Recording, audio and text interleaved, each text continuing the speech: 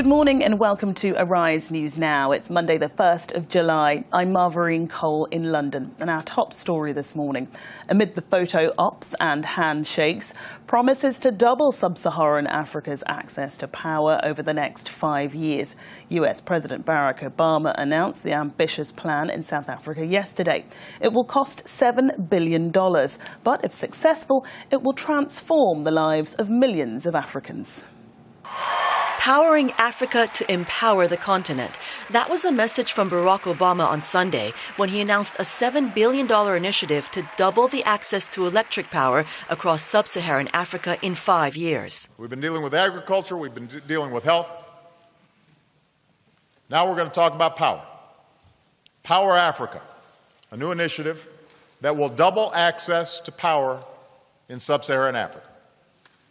Double it. Speaking at the University of Cape Town in South Africa, Obama said to plug Africa into the grid of the global economy, you've got to have power. And in partnership with African nations, we're going to develop new sources of energy. We'll reach more households, not just in cities, but in villages and on farms. We'll expand access for those who live currently off the power grid. And we'll support clean energy to protect our planet and combat climate change. Obama has been faulted for not having a grand program to benefit Africa, like the HIV/AIDS initiative of President George W. Bush, or reductions in trade barriers achieved by Bill Clinton. The Power Initiative unveiled on Sunday could provide Obama with just such a signature program.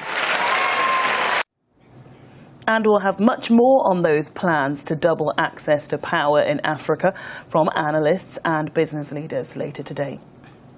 Obama's time in Africa has been shadowed by concern over the ailing health of former President Nelson Mandela. At a state dinner in Pretoria, America's first black president again paid tribute to the man he has called a great personal hero. Paul Chapman reports. US President Barack Obama and his wife Michelle arrived for a dinner hosted by South African counterpart Jacob Zuma. Obama's visit's been largely overshadowed by concerns over the condition of Nelson Mandela. Obama took the opportunity to pay another tribute to the former president revered as the father of the Rainbow Nation. He quoted from William Ernest Henley's poem Invictus, which Mandela said inspired him during his years in jail. It matters not how straight the gate, how charged with punishments the scroll. I am the master of my fate. I am the captain of my soul. And so I propose a toast.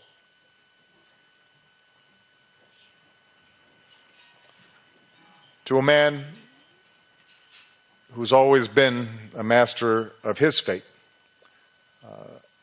who taught us that we could be the master of ours, to a proud nation and South Africa's unconquerable soul, and to President Zuma and Madam Zuma for their outstanding leadership in carrying on the great traditions of the South African struggle. Pula. Mandela's family visited the hospital on Saturday, where he's critical but stable with a lung infection. Obama's met relatives of the 94-year-old to deliver a message of support, but hasn't visited him in person. He's also spoken by phone to Mandela's wife, Graça Machel, who's staying by his bedside. Well, our reporter in Pretoria is Shahan Ramkissoon. He spent days outside the hospital where Mandela has for 3 weeks been battling a lung infection, and he joins us now. Shahan, what can you tell us about Nelson Mandela's current condition, do you know? Well, no new information from the South African presidency about Nelson Mandela's condition. We do know that President Jacob Zuma has, throughout the weekend, several occasions coming out saying that he still is in a critical but stable condition. However, President Zuma has not visited him in a couple of days. It is expected that he will come to the hospital today and perhaps meet with the medical team and get an update and release a statement about Nelson Mandela's condition. Everyone outside the hospital is waiting for that update, especially since it's been 3 or 4 days since the president did visit this hospital. So all eyes on the South African presidency and whether Zuma will be at the hospital today. Shahan, what's the presence been like at the hospital over the weekend? Because obviously it's been incredibly busy there, with surely extra people turning up, and also with the fact that President Obama has actually been in the country. Well, you know, this weekend we saw more and more South Africans come through. It was the first weekend that people in the country had a chance to come out since they heard that Nelson Mandela was critical. You know, that announcement was made the previous Sunday, so it was the first weekend. But throughout the week, we also saw people come through, not going to work, saying that they want to come to hospital to be outside the hospital and sing for Nelson Mandela. We had many groups of people come out and support Nelson Mandela through song and dance. It's a historic thing for South Africa, where people come out and sing. They were hoping that Nelson Mandela could hear them inside the hospital while they sang out loudly here. Now, we're also seeing more people come through this morning with flowers in hand. But I must tell you, it has quietened down a lot. We're not seeing the large numbers anymore. Today, we saw around 5 people compared to the 100 who turned out here last week. That's interesting, isn't it? Shahan, what would you say was behind the decision of President Obama and his family? I know that they made a personal visit to the hospital, but not necessarily to his bedside, and they had a private visit with some members of Nelson Mandela's family. Do you know how long that lasted and what was said? Well, it didn't last too long. That meeting actually happened at the Nelson Mandela Foundation in Johannesburg with the family. President Obama did not meet them at their home. He did not come out to the hospital at all either. That visit was as well only between Barack Obama and the family. His wife Michelle was not at that meeting. But we were told that Michelle Obama was one of the people who called Graça Machel, who was inside the hospital, to convey their support for her and the family. And Graça Machel came out and said that, you know, it was comforting to hear from the First Lady of the U.S. and the President, saying that she did convey their message to Madiba at the hospital. As far as that meeting with the family is concerned, it lasted for about half an hour to 45 minutes or so. It wasn't too long because President Obama had to rush off to a talk he was giving in Soweto. And do you know what the general public, the South Africans, felt about the fact that that meeting had actually taken place with family members? Well, you know, South Africans are happy that Barack Obama was in the country and that he made every effort to speak about Nelson Mandela's legacy whenever he had the opportunity. Whenever Barack Obama spoke in South Africa, he spoke about Nelson Mandela.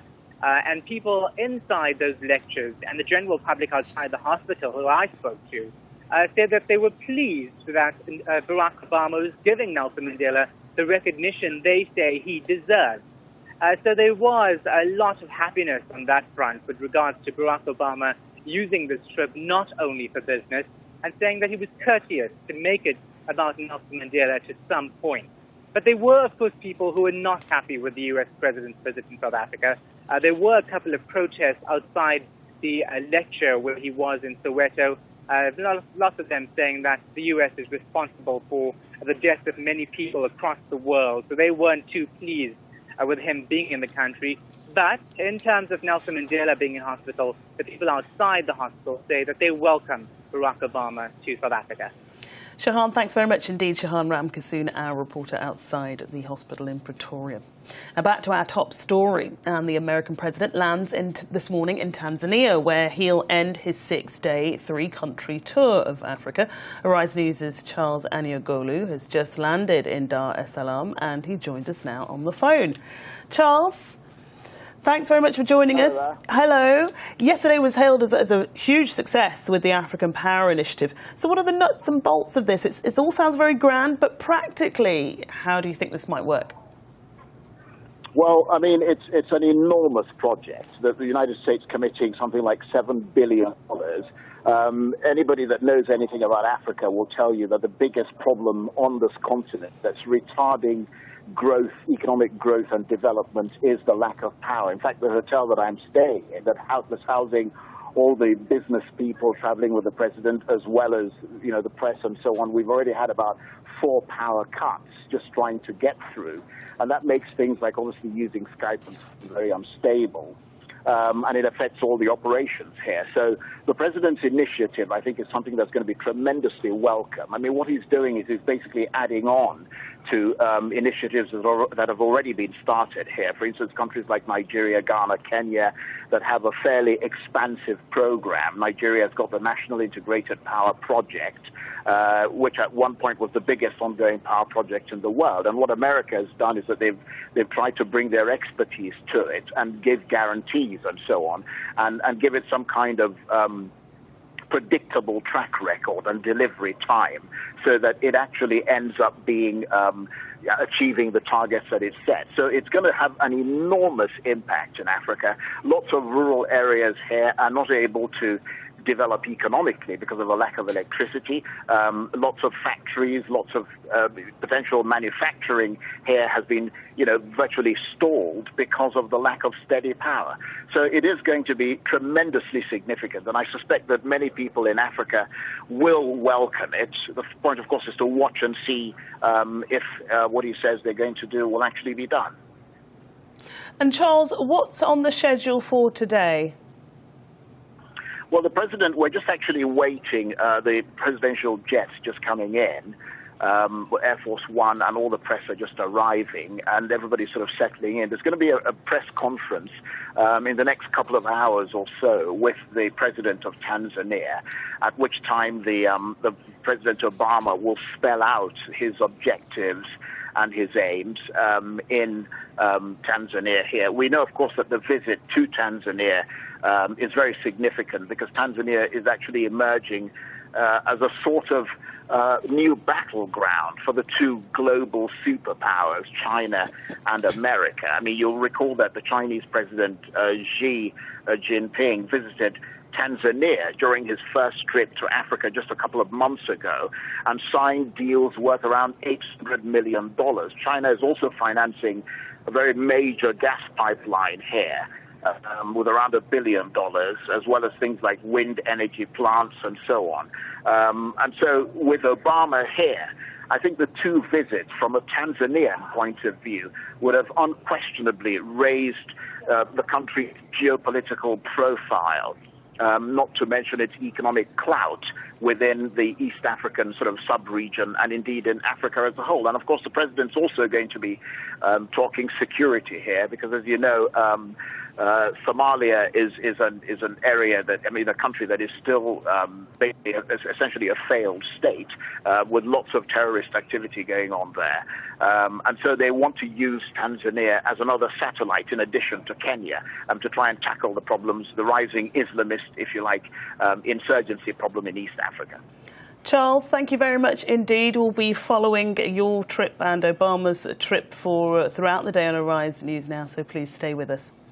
Resign by tomorrow afternoon or face civil disobedience. That's the ultimatum Egyptian protesters issued this morning to President Mohamed Morsi. That after another night of unrest in Cairo, where hundreds of thousands of Egyptians are marking the first anniversary of the Muslim Brotherhood's president's inauguration. Some waved placards supporting Morsi. Others chanted calls for him to resign. Julie Noche reports. Daybreak in Tahrir Square and all is quiet. But overnight, violence erupted at the headquarters of the Muslim Brotherhood.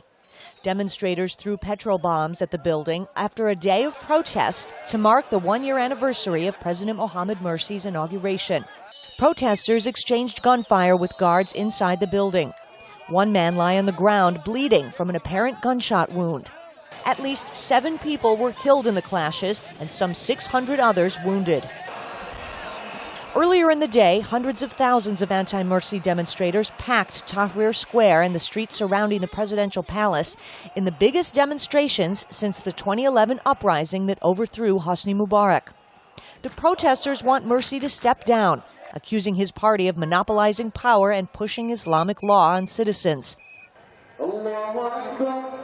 But his supporters, who also gathered by the thousands not far from the anti-government demos, say that Morsi was elected democratically and has a legitimate right to govern.